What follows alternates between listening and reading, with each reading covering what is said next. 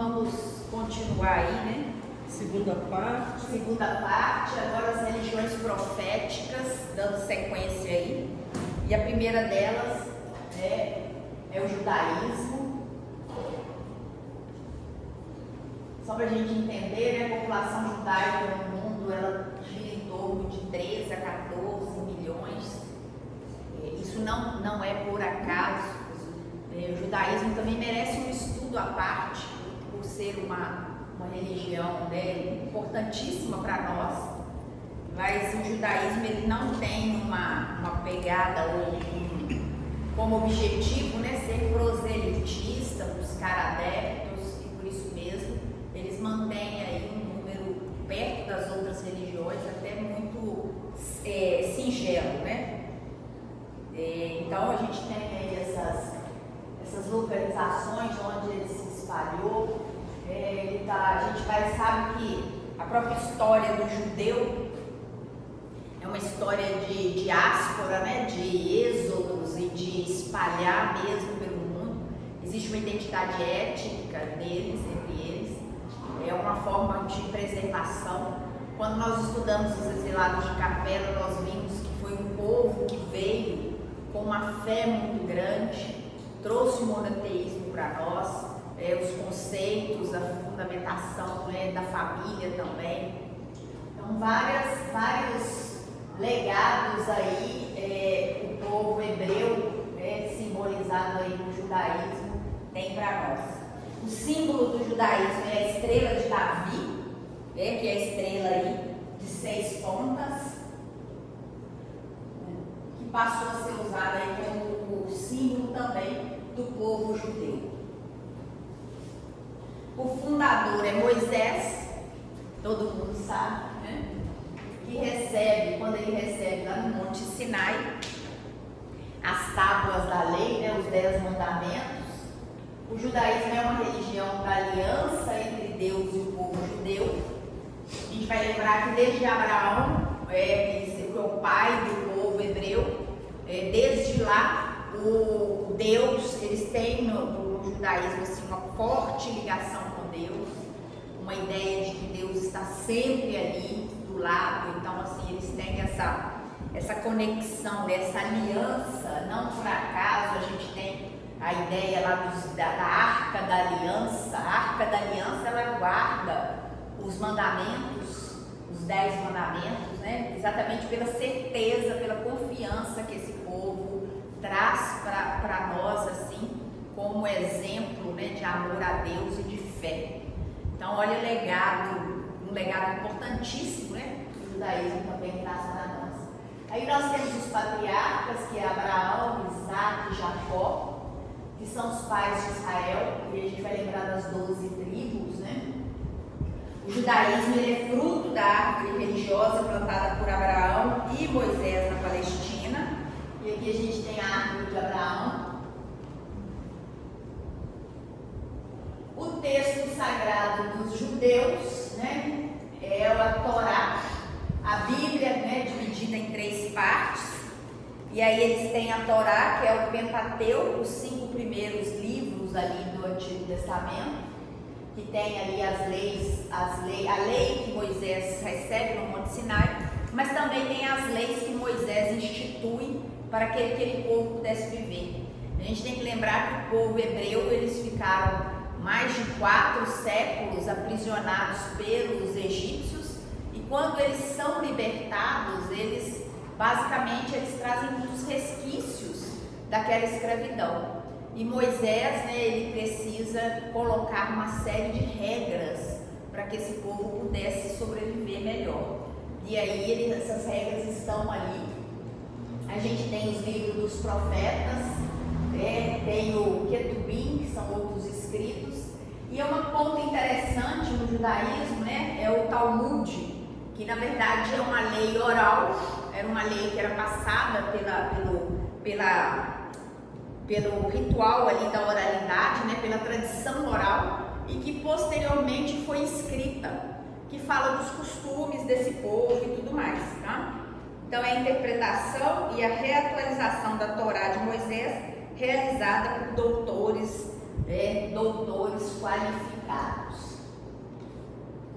Os princípios fundamentais do judaísmo: Deus é único, isso é importantíssimo para nós, né? Porque a nossa ideia de Deus, ela se descola da ideia dos espíritos evoluídos e daquilo que também da de Jesus, né? Para nós, Jesus não é um Deus, Jesus é um espírito, é um Cristo, um espírito crístico de evolução enorme, mas Deus é diferente, não é a mesma ideia que eles têm, mas isso já nos dá alguns pisos, né, para chegar ao que a gente entende hoje.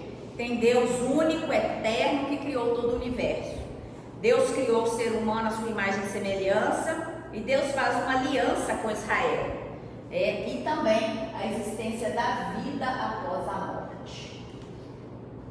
Os preceitos de conduta estão lá no Deuteronômio, no Levítico, né? Amarás o teu eterno Deus do fundo do coração, da tua alma e do teu poder. Amarás o teu próximo como a ti mesmo, sem esquecer o estrangeiro. Só complementar aqui. No judaísmo, eles acreditam nas reencarnações. É o que pouca gente sabe. Só que eles acreditam que a gente pode reencarnar 7 vezes, só depois para. São os prenúncios da reencarnação, né? Exatamente. A gente desliga, né? O espiritismo do judaísmo, mas quando a gente vai ler assim a fundo, a gente percebe muita semelhança. Eles falam muito também de caridade, ajudar as pessoas. Eles falam nessa questão das energias, Sim. a possibilidade de comunicação entre um e o outro.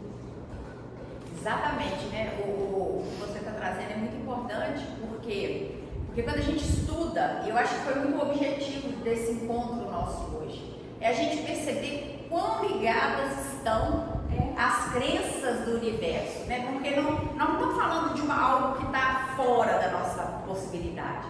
A gente encontra muita ressonância naquilo que Kardec depois traz para nós. É muito encontro, é muito positivo isso. E até mesmo para a gente ter uma ideia, esses estudos, eu gosto muito de fazer esses estudos porque são muito desafiadores. Porque a gente não vai dar conta de aprofundar, né? É ilusão achar que, não, então agora eu sou expert em judaísmo, em hinduísmo. Não sei nada. O que eu sei é o pouco que eu tive acesso ao preparar o estudo, ao estudar em alguns momentos. Mas esse pouco, ele já nos abre a nossa mente, o nosso coração, para a gente entender, né, que na verdade nós somos assim, bebendo do mesmo fluido cósmico universal, que nós fazemos parte da mesma universalidade, fraternidade universal, e isso é muito importante, né? Então, quando a gente vê lá, são regras, são preceitos que serviriam perfeitamente para nós, servem perfeitamente para nós aqui, na nossa vida, na nossa caminhada, sem nenhum problema. As orações e práticas do judaísmo. Vamos voltar. Então, são 3 orações por dia, uma de manhã, outra ao meio-dia, outra ao pôr do sol. Olha a disciplina de novo, né? Se a gente pudesse, a gente deveria fazer oração o dia todo. Mas se a gente conseguisse, pelo menos, e é interessante, né? Porque às vezes a gente está lendo alguma coisa, a gente fala, escuta, muitas palestras que a gente assiste e tudo mais, levantar de manhã e agradecer a Deus pelo mais um dia de oportunidade. Isso é muito espírita, isso é muito cristão. Ao dormir, lembrar de fazer uma prece para que os nossos mentores espirituais estejam conosco no nosso desdobramento do sono. Isso é muito espiritual. E ao meio-dia, né? Será que a gente consagra ali o meio-dia, o momento em que estamos recebendo a refeição, talvez a mais importante do nosso dia? Então, ainda que a gente não tenha isso como um preceito, Olha que interessante, né, a gente pensar a respeito disso. E a gente escuta isso muito, né? O templo do judaísmo são as sinagogas, né? Que não tem imagens, não tem objetos nos altares, né? E no centro está a arca da aliança, onde se guardam os rolos da Torá. A arca situa-se na parede oriental em direção a Jerusalém. Então essa é uma característica. A cidade sagrada é Jerusalém, onde o rei Salomão construiu o templo, e aí a gente sabe que esse templo já foi destruído por 2 vezes, e hoje o que a gente tem lá em Jerusalém é o Muro das Lamentações, que é um lugar sagrado não só para o judaísmo, mas para muitas outras religiões, né? As festas principais, o sabá, que é o sábado, né? Que começa às 6 horas da sexta e vai até o outro dia, o sábado, às 6 horas, e é o dia do descanso e da meditação, e a gente tem muito isso, né? Jesus fazendo curas no sabá e sendo questionado sobre isso, e nesse ponto Jesus nos ensinando que não existe hora nem lugar para se fazer o bem. A gente tem a Páscoa, que vai celebrar o êxodo do Egito, que é o momento em que Moisés liberta o povo escravizado, isso é comemorado na Páscoa. Tem Pentecostes, né, que é a comemoração da entrega da Torá no Monte Sinai, que é o momento em que Moisés recebe as tábuas sagradas, que para nós é um momento de mediunidade, né, de psicografia que Moisés recebe ali naquele momento de Deus. A festa das tendas, que vai celebrar os 40 anos do povo de Israel no deserto. E eles têm o dia do perdão, que é o Yom Kippur, que é o dia de jejum absoluto, durante o qual o fiel, reconciliado com os outros, pede perdão a Deus. É interessante, porque qual é a caridade para o espírita? Eu falei aqui hoje, indulgência, benevolência e perdão. Perdão é importante para tudo. Cida, Sim. o fenômeno do Pentecostes, então, aconteceu nessa festa aí, o fenômeno descrito na Bíblia. Não, Pentecostes já acontece com os apóstolos de Jesus. Pois é, mas aquele fenômeno, ele aconteceu na época dessa festa, é isso que eu quero saber, foi na época? Quando eles estavam reunidos, né, aguardando Jesus, é que acontece o fenômeno de Pentecostes. Mas foi no contexto dessa festa. Aqui são as festas judaicas, tá? Ali é outra coisa, esse Pentecostes ali é comemoração da entrega da Torá. Eles comemoram aquilo que eles entendem que é a data em que Deus entrega as tábuas para Moisés. É porque, igual, por exemplo, a Páscoa. A Páscoa não é... Porque a Páscoa para nós, a gente celebra a ressurreição do Cristo. Só que a Páscoa deles não. Não, mas é o êxodo. Só que o Cristo, todo aquele processo que aconteceu foi no período da Páscoa deles. É isso que eu quero saber. Mas não necessariamente coincidente. Estou entendendo o que você está falando. É preciso que... não é necessariamente coincidente. Tanto é que o ano judaico ele é diferente do ano nosso, né, que nós temos ali no nosso calendário gregoriano. E nós iniciamos o ano agora, dia 1º. Os judeus não iniciam agora. São datas um pouco diferentes. E aqui esse Pentecostes é outra coisa, não é aquela o fenômeno das línguas, não. Das línguas não aconteceu no contexto dessa festa, não. Tá. Então vamos lá. Atitudes em face às outras religiões. Os judeus não condenam as outras religiões e muitos deles estão abertos a uma colaboração com pessoas que não professam sua fé. Tá? Vejam que essa questão é bem interessante, né? Eles não condenam. E aí a gente tem o símbolo do cristianismo, né? Cruz cristã, que é o símbolo que representa aí o amor pela humanidade, esse amor que é configurado para o cristianismo como o sacrifício maior que Jesus faz na cruz, né? O fundador, né, é o Jesus Cristo, Filho de Deus, feito homem, que depois da sua pregação foi executado na cruz e ressuscitou. Estou falando do óbvio, mas vamos ficar de novo com o óbvio, né? A Bíblia cristã, ela tem duas partes, né? Que é o Antigo e o Novo Testamento. Tá? E aí a gente tem o Antigo Testamento, que vai corresponder à Bíblia judaica, e o Novo Testamento, que vão incluir ali os 4 evangelistas, os Atos dos Apóstolos, as Epístolas e o Apocalipse de João. Princípios fundamentais. Deus Pai, Criador de todas as coisas, revelou-se plenamente em Jesus Cristo. Jesus Cristo, Filho de Deus, encarnou para libertar a humanidade do mal e da servidão. E o Espírito Santo, que derrama os seus dons nos seres humanos. O Deus cristão é trinitário, né? Para nós espíritas, a gente tem muito bem assim, a noção de Deus, a gente entende, respeita, obviamente, e a gente entende que o Espírito Santo é o nosso Espírito, né? Que é santo, que nós somos Espíritos Santos, por isso não devemos nos atentar contra esse Espírito Santo. Nós entendemos que Jesus é o nosso Espírito guia, é o nosso modelo mais puro, que Deus é a força que harmonizou, criou e sustenta todo o universo, todas as suas coisas, que somos todos partes aí desse universo fraternal em processo evolucional. Difere um pouco aí desse modelo. Sim. Por favor, o primeiro preceito do cristianismo, eu viajei aqui, eu peguei. Deus Pai, Criador de todas as coisas, revelou-se plenamente em Jesus Cristo.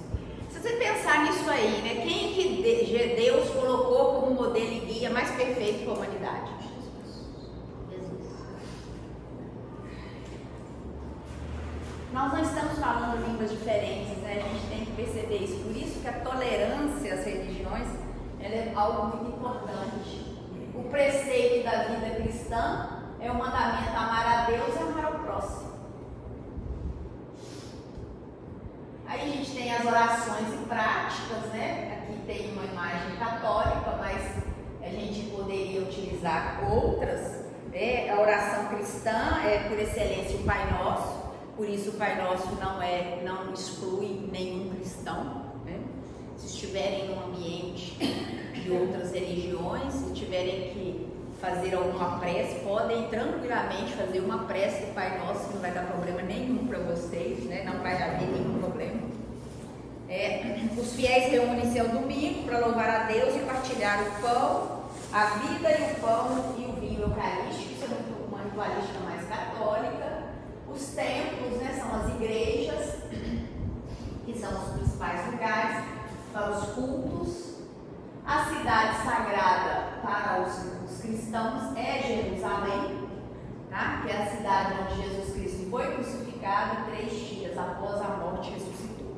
Como eu disse, Jerusalém tem um papel muito importante e por isso também, né, carrega aí uma disputa muito grande.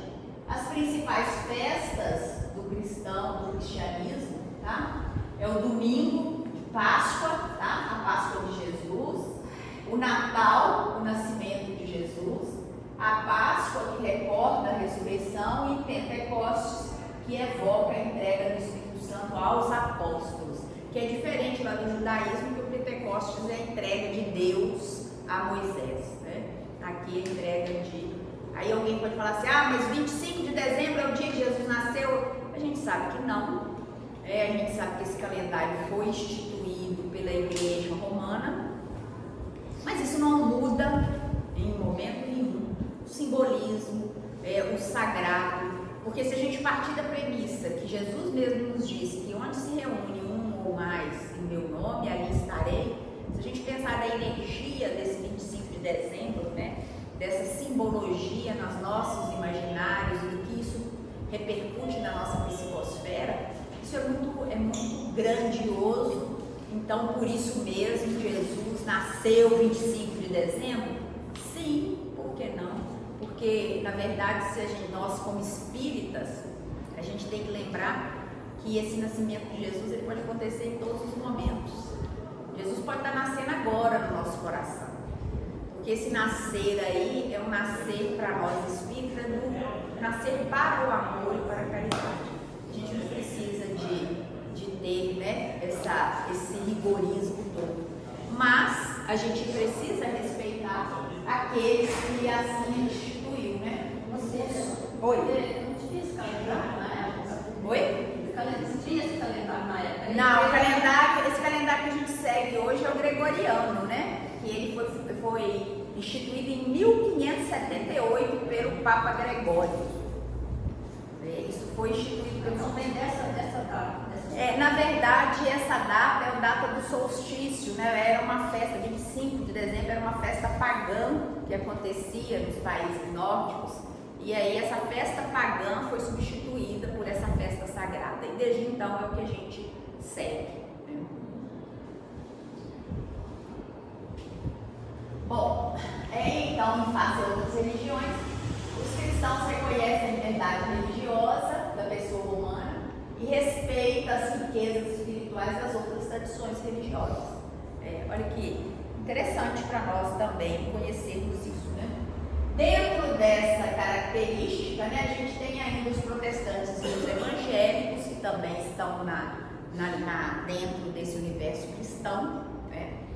E aí, qual que é a diferença entre protestantes e evangélicos? Evangélico, né, é todo aquele que é fiel à boa nova. Então nós somos evangélicos? Somos evangélicos, porque nós seguimos, né, a boa nova, o Novo Testamento, então somos evangélicos. Aí a nomenclatura protestante, ela vem aí a partir de 1529 por Lutero, que vem a partir de um documento chamado Protestatio, tá? Que é uma manifestação de oposição à política religiosa da Igreja Católica.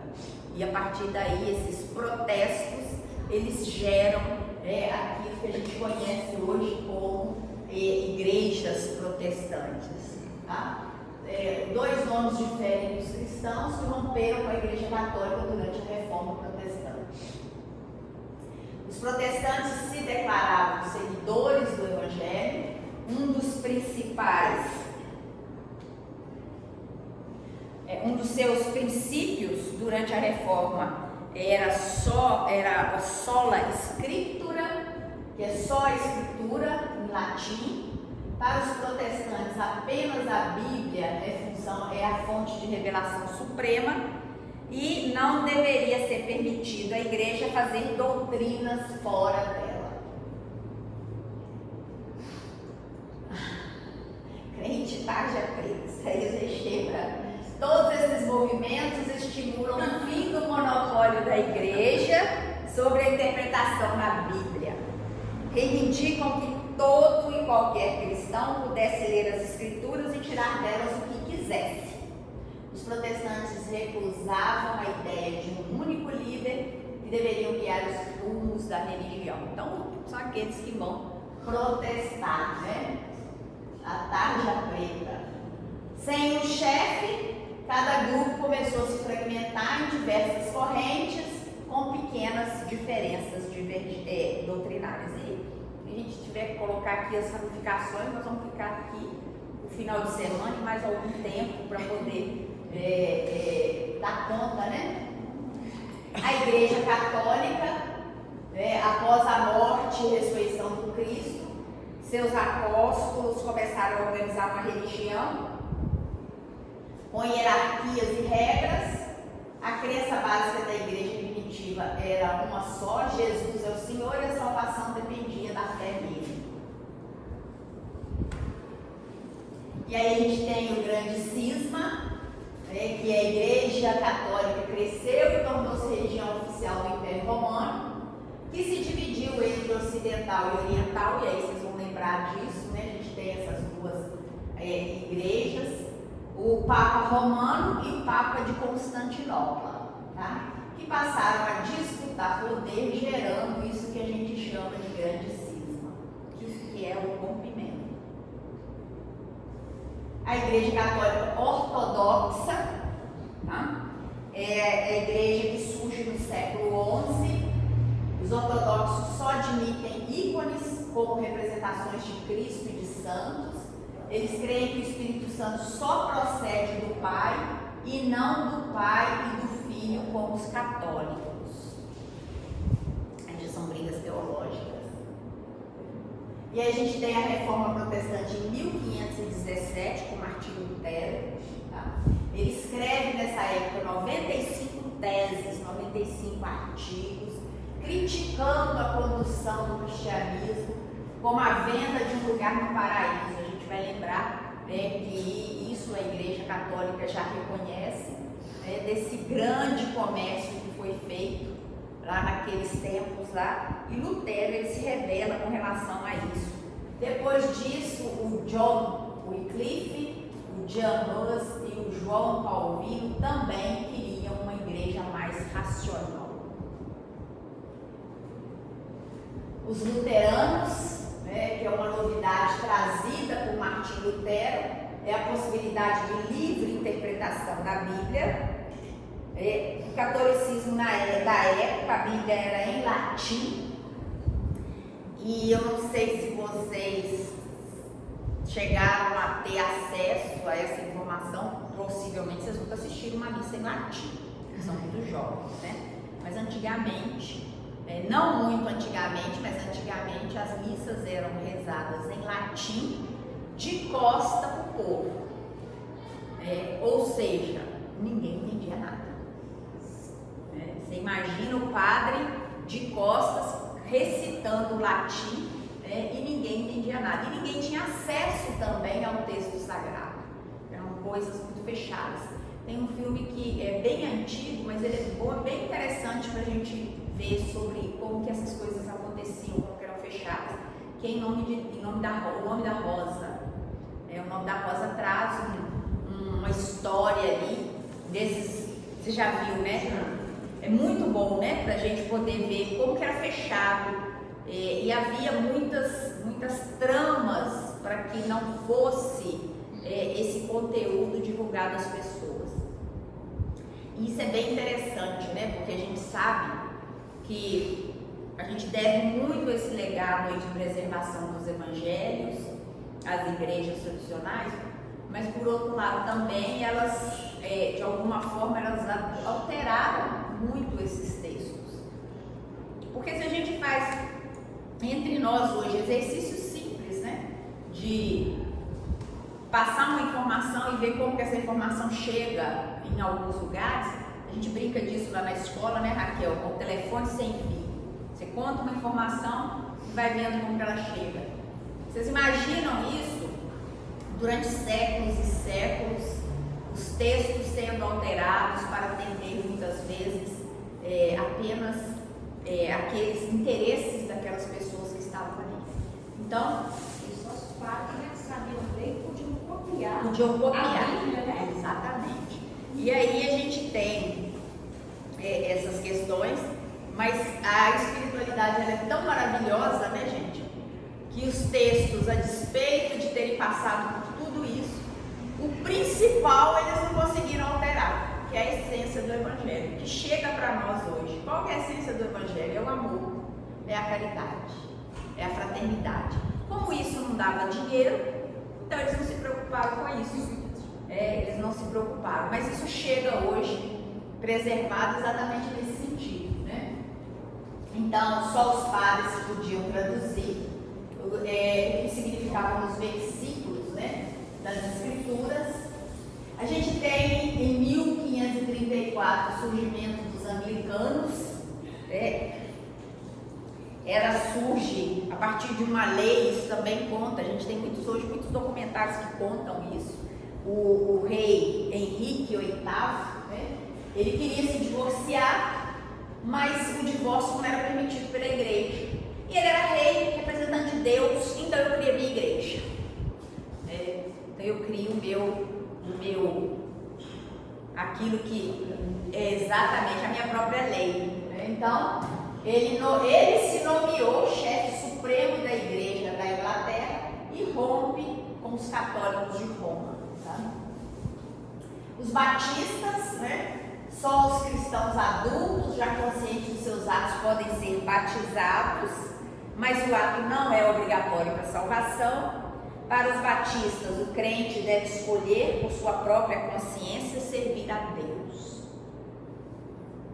Os metodistas, com John Wesley, que deixou a igreja anglicana para pregar nas ruas da Inglaterra e fez vários discípulos, que criaram uma nova denominação. Na doutrina metodista, a Bíblia está no centro das fontes de conhecimento teológico. E aí uma frase do John Wesley, que é: o mundo é a minha paróquia.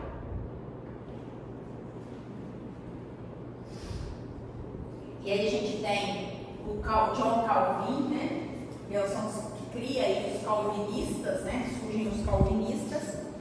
João Calvino queria uma religião com maior observância à Bíblia e princípios morais mais rígidos. Uma das doutrinas do calvinismo é a da predestinação. Alguns humanos já nascem salvos, enquanto outros não. E aí a gente vê que não dá, né? Para nós não dá, porque aí Deus ia ser muito, muito mal com todo mundo, né? Isso é um ponto que para nós... É claro que não é só isso, tá, pessoal? A gente tentou trazer aqui de uma forma mais sintética essas denominações, até para instigar, talvez, em quem quiser estudar um pouquinho mais. E aí a gente tem esse movimento, né, que está tão forte hoje, o pentecostalismo, que surge nos Estados Unidos, né, movimentos com influência de batistas e metodistas. Esses movimentos só aceitam as manifestações do Espírito Santo, com a capacidade de curar doenças, fazer milagres, falar em línguas. A mediunidade aí, né? Os neopentecostalismos, o neopentecostalismo, né, que difere dos pentecostais pelos costumes mais liberais. Eles adotam a teologia da prosperidade, que valoriza a riqueza material. E também creem que o diabo é responsável por tudo de mal. E aí a gente tem alguns ícones dessas denominações. A gente tem os anabatistas, também só adultos são batizados. Os anabatistas eram conhecidos como a ala radical da reforma protestante. Pacifistas, eles se recusam a portar armas, usar espadas ou até mesmo prestar serviço militar. Essa turma aqui, que de vez em quando a gente vê no cinema, né? Que são o Amish, que é um grupo cristão baseado nos Estados Unidos e Canadá, pelo isolamento. Eles vivem em agrupamentos mesmo, isolados do mundo, mantêm tradições muito primitivas, muito deles, né? Evitam contato com o mundo exterior, é proibido o uso de equipamento eletrônico, como telefone, automóvel, celular, pratica o casamento intra-religioso. Então casam-se entre eles, né? As testemunhas de Jeová, que não creem na divindade de Jesus Cristo e nem na Santíssima Trindade, afirmam adorar exclusivamente a Jeová, que é Deus. Entre alguns pontos polêmicos defendidos por eles está a proibição da transfusão de sangue entre os fiéis. Os mormons, também conhecidos como a Igreja de Jesus Cristo dos Santos dos Últimos Dias. O nome mormon é o nome do profeta, né, deles, de um profeta. O batismo é feito em uma fonte especial sobre 12 bois que representam as 12 tribos de Israel. Então, peraí, os testemunhos de Jeová então não são cristãos? Seguem Jeová. Eles não... Jesus Cristo não. Jesus Cristo não. E os mormons também não, né? Não. Adventistas, é bem assim, né, gente? É uma teologia que a gente precisaria adentrar mais. A grande maioria, todas elas respeitam Jesus como profeta, judaísmo tem Jesus como o Salvador, mas tem Jesus como um profeta, um dos profetas, mas ele não é aquilo que para nós, para os cristãos ocidentais, ele representa, né? Adventistas pregam o retorno de Jesus Cristo. Alguns creem no sono da alma entre a morte e a ressurreição. Então você vai desencarnar e vai dormir até o juízo final, né? O momento da ressurreição. E outros fazem a guarda do sábado, dia em que não podem trabalhar. Evitam carne e narcóticos. Drogas. Eles não tomam nem café. Os adventistas não tomam nem café. Porque são cafeína, né? A cafeína é considerada um alterador de consciência. A gente pensar assim, algo assim. Meu neto é adventista. Ele cresceu nessa e aí a gente estuda. Eles fazem, o projeto lá na fazer sozinho. Ele faz, agora ele faz comigo estudando a Bíblia. Aí eles creem que Jesus Cristo vai voltar. Ele perguntou para mim assim: e vocês espíritos? Ele é todo rígido, faz umas perguntas, eu fico sem resposta, sem rumo. Ficou até de responder errado para o menino, só fala assim: uai, Jesus Cristo está vivo todos os dias nos nossos corações, agora que ele vai voltar. Não existe isso. Como que a gente espírita? É porque, na verdade, as religiões tradicionais, elas esperam um acontecimento, um evento, né? Vai acontecer de Jesus voltar no planeta, talvez até esperem na carne e tudo mais, para fazer a grande revolução, o grande arrebatamento, né? Alguns chamam de arrebatamento e tudo mais. Para nós espíritas, na verdade, a gente tem a questão das transições, né, que ocorrem a cada ciclo evolucional. E quando a gente pensa, Jesus vai voltar, ele já voltou há muito tempo. Mas ele volta, a gente está esperando Jesus chegar aqui, bater na nossa porta, ou a gente ter notícia de um grande profeta fazendo milagres ou modificando nações. Para nós espíritas isso não tem muito sentido. O que vai acontecer? A Terra passa por uma ebulição de circunstâncias, de movimentos. Isso aí eu acho que é fato, todo mundo percebe isso. A gente, quando estudou lá nos exilados de Capela, eu falei um pouco sobre isso, sobre os ciclos da Terra. Que a astronomia, inclusive, ela vem com os movimentos da ciência, ela vem abalizando isso e confirmando as mudanças climáticas, as mudanças no movimento de rotação da Terra. Isso tudo tem uma influência muito grande sobre nós.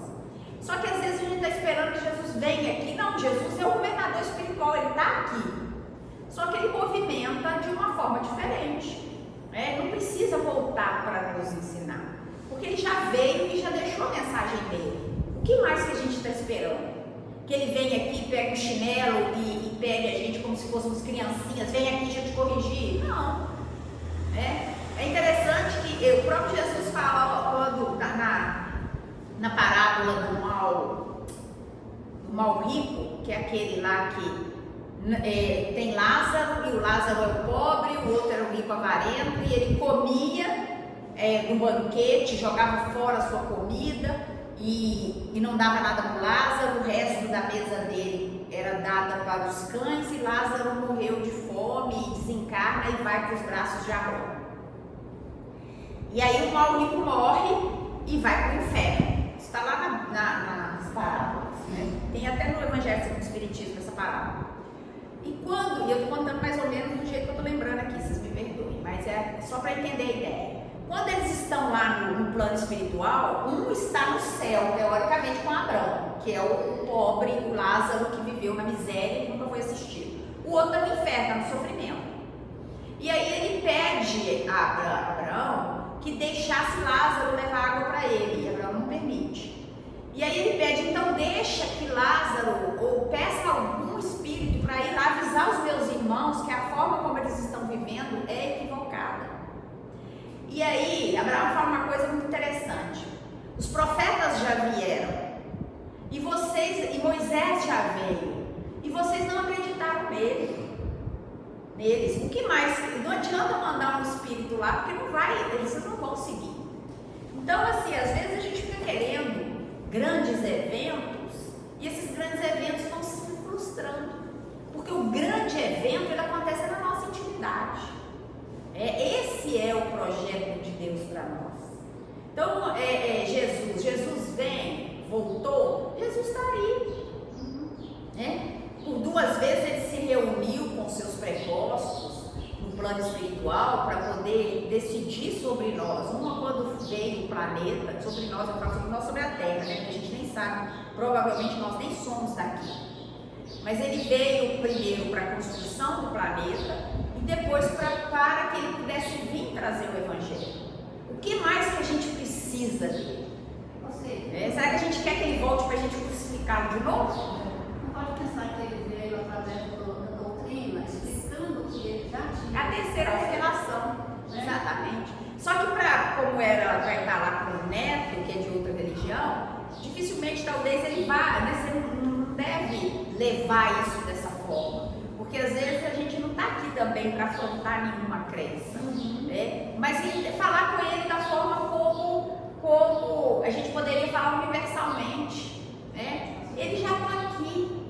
O amor que ele propôs para nós só temos que começar a vivenciá-lo. E desses momentos é o momento que a gente senta com outras denominações religiosas e compartilha aquilo que é importante. Porque para nós, gente, de verdade, qual que é a importância se a gente vai parar de comer uma coisa ou outra, vai vestir uma roupa de uma cor ou outra? Se for pensar em termos de espírito, isso não tem relevância. Mas para a gente entender isso, a gente precisa ainda amadurecer mais espiritualmente. Porque tem eu falei isso aqui hoje, mas tem um texto no Evangelho segundo o Espiritismo que é a verdadeira propriedade. Qual que é a verdadeira propriedade nossa? É aquilo que a gente leva, que a gente vai poder levar depois que formos. Porque o que a gente recebe quando a gente nasce e permanece conosco durante a nossa vida terrena, isso aí é empréstimo. É o que a gente chama lá no direito de usufruto. Nós temos o uso e o gozo daquela propriedade, mas ela não é nossa. Eu já falei isso aqui. Se eu desencarnar, todos nós vamos desencarnar e esse material aqui vai permanecer. Todos nós vamos desencarnar e essas paredes vão continuar. Porque isso não faz parte da nossa essência. Então a gente quando está diante, e até assim quando eles falam de Jesus voltará, vamos respeitar, sim, se é essa, se você acha que ele não voltou, nós entendemos que ele já está conosco. Porque a doutrina espírita, ela não vem reescrever o Evangelho. Ela não reescreve. Vocês já prestaram atenção que tudo que eu falei aqui, e olha que eu falei muito superficialmente das religiões, de alguma forma a doutrina espírita já trata disso, vem para iluminar essas informações. Reencarnação, caridade, respeito ao outro, isso tudo está aí, e não somos nós espíritas que trouxemos isso. O espiritismo foi como se, o espiritismo é uma luz, por isso é a terceira revelação. Ele só joga luz, olha, tá vendo o que nossos irmãos ali adventistas estão falando? Aquilo ali, é importante, é a essência, o espiritismo joga luz na essência. Vamos tirar os rituais? Não importa se eu tenho que vir de sapato, descalço, roupa branca, roupa amarela, roupa azul, não, isso não importa. O que importa é a essência do que eu venho fazer. Como é que está meu coração quando eu venho para cá? Como é que está meu coração quando eu estou diante do meu netinho que pensa diferente? Ô meu netinho, vamos orar juntos. Só orgulho, vamos orar juntos. É isso que você entende? É isso que é o lindo da vida. É isso que a gente precisa começar. Não é? Que fala lindamente, que conhece lindamente o Evangelho. E a gente tem que aproveitar isso. É um estudioso da Bíblia. Exato. Mas se a gente falar assim, a gente vai ser chamado de endemoniada. E eu fui chamada há poucos dias essa palavra, a expressão endemoniada. Eu não estou brincando. Mas eu sei que é Uma assim. pessoa fervorosamente evangélica. Eu sei que é assim. Mas possível. Então, assim, tem que tomar muito Não, cuidado. eu vou falar a resposta assim. É. Fazer tudo que eu falei mesmo. É isso mesmo.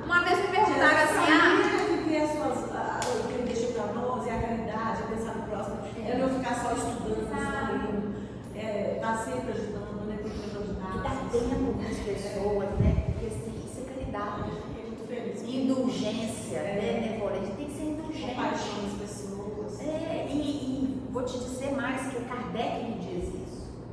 Né? É lá que está a salvação, não é aqui. Porque se ele é um bom homem, se ele é caridoso, se ele cuida do próximo, a salvação está aí. Porque a consciência está bem. Não adianta eu estar, às vezes, achando que eu estou no bam e fazendo coisa errada. Ô Cida, eu estou pensando aqui, essa questão da volta de Jesus Cristo. Seria interessante a gente pensar no processo evolutivo, né? Porque qual vai ser a grande volta de Jesus Cristo? Quando a gente conseguir falar igual Paulo, já não sou eu que vivo, mas o Cristo que vive em nós. Então, quando a gente conseguir se modelar, o Jesus Cristo para a gente não é o nosso modelo, o nosso guia. Então, qual que é a grande proposta nossa? É a gente conseguir se modelar o Cristo. Isso. Né? Conseguir se tornar o Cristo através do nosso pensar, do nosso sentir, Agir, né? Do nosso agir. E aí a volta de Jesus Cristo em cada um. É Jesus Cristo se manifestando em cada um. Porque para voltar, para ele falar o que ele já falou e que a gente ainda não vive, não tem necessidade. Então, a grande proposta é que Abraão fala para o mal rico, né? Se já mandei todo mundo, já foi todo mundo, vocês não escutaram, não adianta eu mandar um espírito desencarnado lá, não, porque eles não vão ouvir também, não. Seus irmãos não vão ouvir. Então é o famoso óleo e como de ouvidos de ouvir, né? Que o bem ainda, a gente está num mundo que a gente vê que o mundo é um mundo ainda que o mal predomina, como que o bem incomoda. Só pegar um exemplo, esse padre Lancelotti, ele está incomodando demais, porque ele está indo lá, fazendo bem, né? Ele está indo fazer a prática, e tem pessoas extremamente incomodadas com o fato de ele estar vivenciando os ensinamentos. Mas o bem, isso está lá nas informações espirituais, né, gente? Os adversários do bem. Quanto mais adversário, aí você pode saber que a coisa tá boa, né? É isso. Mas vamos lá, senão a gente não termina, hein? Porque eu vou pedir um pouquinho de paciência aqui só, mais um pouquinho. Ó, islamismo. Então, o símbolo, né? Esse hilau aí, ou crescente, que tornou-se o símbolo do islamismo. Está ligado à realeza árabe e ao calendário lunar que governa a vida religiosa islâmica. Então, é um calendário diferente do nosso. O fundador é Maomé, que é o mensageiro. Não é o fundador, mas ele é o profeta do Islã, né? E a gente vê tantos casos aí em que há até violência aí, em razão disso. O Alcorão em árabe, né, que é a recitação, é a palavra de Deus recebida por Maomé, por intermédio do arcanjo Gabriel. Toda a vida religiosa e social dos muçulmanos inspira-se neste livro sagrado. Os princípios fundamentais, o fundamental credo do muçulmano pode ser resumido na expressão: há um só Deus, Alá, e Maomé é o profeta de Alá. Alá é transcendente e onipotente. Maomé é o maior dos profetas.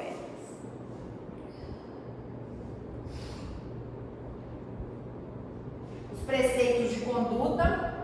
A vida muçulmana segue as prescrições do Alcorão e aí o exemplo do profeta. Deus manda a justiça, a bondade e a caridade para com o próximo. O reconhecimento de Deus implica a prática da justiça. A convivência e a generosidade devem caracterizar as relações pessoais e sociais do muçulmano. Veja que às vezes as intolerâncias não são do texto escrito, né? Mas é daquilo que aquele que interpreta o texto muitas vezes leva, né? Essa justiça aí a momentos de violência. As orações e as práticas, né? Os 5 pilares do Islã é a profissão de fé, a oração rezada 5 vezes ao dia, o jejum durante o mês do Ramadã, que é o mês em que Allah revelou o Alcorão, a esmola, a peregrinação à Meca pelo menos uma vez durante a vida. O templo é a mesquita, que é o coração da sociedade muçulmana. Os muçulmanos devem orar especialmente às sextas-feiras, o dia santo muçulmano. A cidade sagrada é Meca, né? Medina e Jerusalém são cidades onde, respectivamente, Moisés nasceu, foi sepultado e subiu aos céus. Então, ele nasce em Meca, ele é sepultado em Medina, ele sobe aos céus em Jerusalém. As principais festas. Sexta-feira é o dia da oração, acompanhada do sermão da mesquita. A festa da quebra do jejum, que terminado o Ramadão. A festa do Il Aladar, a festa do sacrifício no último dia da peregrinação. O Mulide, em que o povo celebra o nascimento do profeta. O Mirage, que é a recordação da viagem do profeta e a sua ascensão celeste. Tá? Diante das outras religiões, respeito particular pelas gentes do livro, pelos judeus e cristãos. Aí tem até uma definição, né? E aí, gente, para terminar, as religiões espiritualistas. A gente começa com o nosso espiritismo, não vou prolongar muito, porque aqui está muito sucinto. A gente vai lembrar lá do século XIX, quando surge o fenômeno lá na Europa das mesas girantes, né?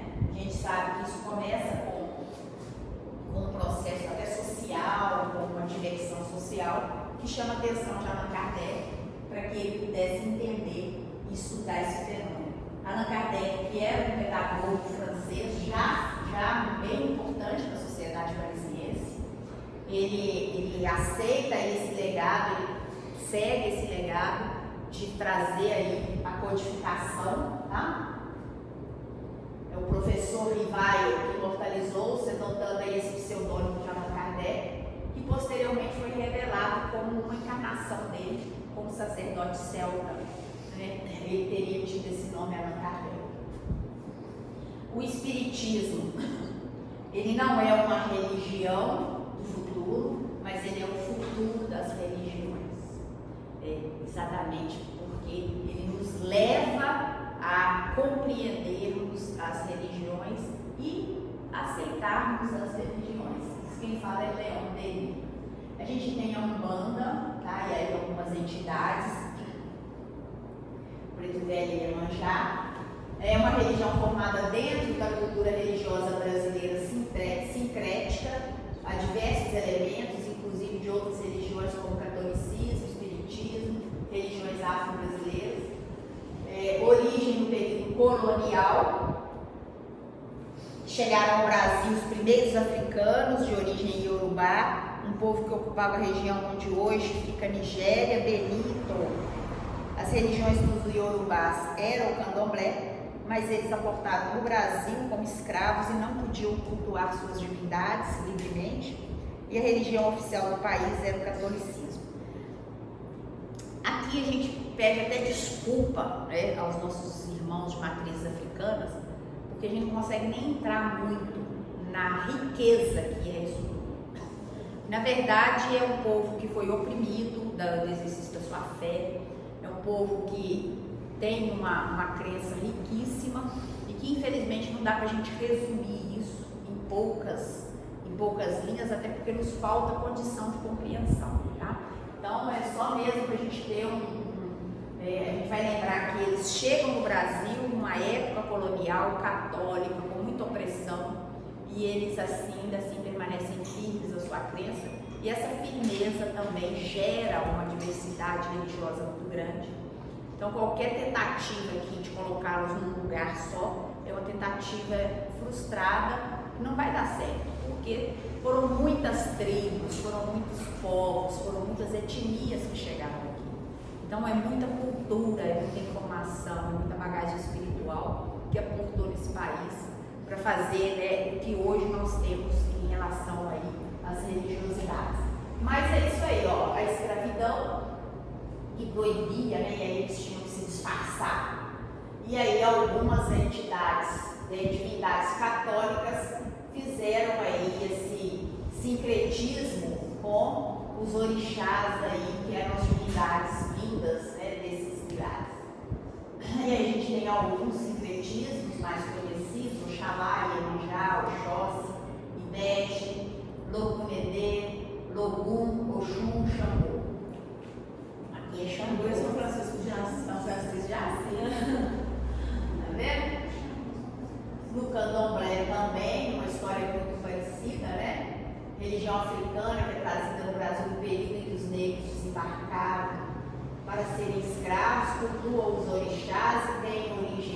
ferroviária tribal. O candomblé, a origem do candomblé se deu na cidade de Ifé, na África, e foi trazida para o Brasil pelos negros e urubás.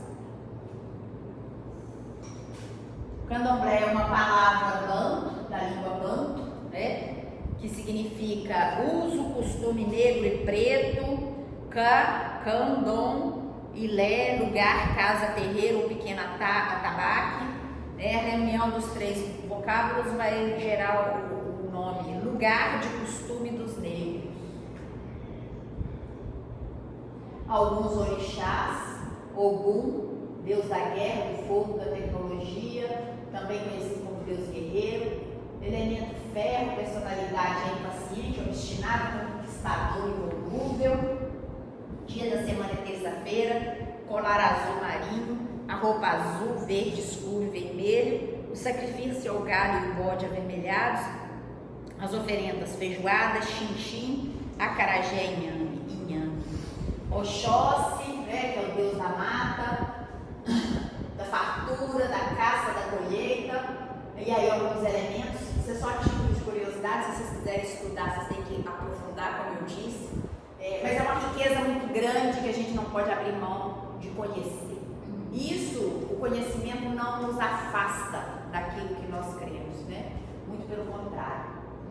Então a gente tem aí as oferendas para Oxóssi, a gente tem os sacrifícios, a roupa, o colar, o dia da semana, a personalidade, o elemento. Exu, que é o orixá mensageiro, esse coitado é tão mal entendido que dá até vontade de chorar, né? Então assim, é o mensageiro entre o homem e os deuses, o guardião da porta, da rua, das esquinas, da encruzilhada, tá? O lado feminino dele é a pombagira. E aí o elemento é fogo, ele é atrevido e agressivo, segunda-feira é o dia dele, a roupa é vermelha e preta, o sacrifício é o bode e o galho preto, as oferendas a farofa com dendê, feijão, pimenta, charuto, água, mel e aguardente. Aqui a gente tem um pequeno tentativa aí de fazer uma diferença entre um terreiro de Umbanda e um terreiro de Candomblé, né? Umbanda tem lado a lado imagens de santos católicos que representam os orixás e imagens das entidades. São os marinheiros, os caboclos, os ameríndios, os pretos velhos, as crianças. E também podem ter outras imagens como Santa Luzia, Santo Agostinho, Santo Expedito. O terreiro de Candomblé, cada orixá tem seu lugar, como por exemplo o quartinho onde ficam os objetos do orixá. A música também é diferente, uma vez que o Candomblé vai depender de que nação é. Já não manda os cânticos, são cantados em português, normalmente são os hinos, né? E é isso. Gratidão à Casa de Francisco. Espero que não tenha sido cansativo demais, que tenha feito sentido para vocês, pelo menos para ajudar a gente a buscar, né, mais informação, mais conhecimento. Agradeço muito aí a oportunidade e nos veremos daqui a um mês, né? Nós vamos falar de obsessão, tá? Vamos falar de obsessão e aí encontro com vocês daqui a um tempinho. Obrigada.